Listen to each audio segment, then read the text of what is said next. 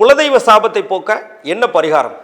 பொதுவாகவே ஜாதகத்தில் 5ஆம் அதிபதி கெட்டு போயிடுச்சுன்னா, அந்த கிரகங்கள் 6, 8, 12 மறைஞ்சிருச்சுன்னா அதை குலதெய்வ தோஷம், குலதெய்வ குற்றம் அப்படின்னு சொல்கிறோம். பொதுவாகவே குலதெய்வ வழிபாடு விட்டு போனவங்களுக்கு சிதம்பரத்தில் இருக்கக்கூடிய நடராஜரை நீங்கள் தொடர்ந்து தரிசனம் பண்ணும்போது குலதெய்வத்துக்கான பரிபூர்ண அனுகிரகம் கிடைக்கும். அது மட்டும் இல்லாமல் குலதெய்வ வழிபாடு யாருக்கெல்லாம் விட்டு போச்சோ அவங்க சந்ததிகள் கண்டினியூவாக பாதிச்சுட்டே இருக்காங்க.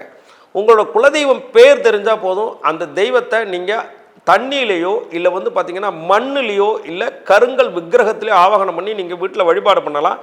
பொதுவாகவே குலதெய்வம் அப்படிங்கிறது நீங்கள் கூப்பிட்ட குரலுக்கு ஓடோடி வரக்கூடிய தெய்வம் தான். ஏன் அப்படின்னா, பேர் தெரியலனாலும் பரவாயில்ல, நீங்கள் விளக்கு ஜோதியில் கண்டினியூவாக 48 நாள் திரியில் அந்த விளக்கு எரியக்கூடிய சுடரில் நீங்கள் கண்டினியூவாக பார்த்து அதுக்கு தூப தீபம் காட்டி வழிபாடு பண்ணும்போது நிச்சயமாக 48 நாளில் உங்கள் கனவில் உங்கள் குலதெய்வம் இருக்கும் இடத்தையோ அல்லது பேரையோ சொல்லிட்டு போயிடும். ஸோ இப்படியெல்லாம் நீங்கள் செய்யும்போது பார்த்தீங்கன்னா உங்கள் குலதெய்வத்தோட ஆசீர்வாதம் பரிபூர்ணமாக கிடைக்கும்.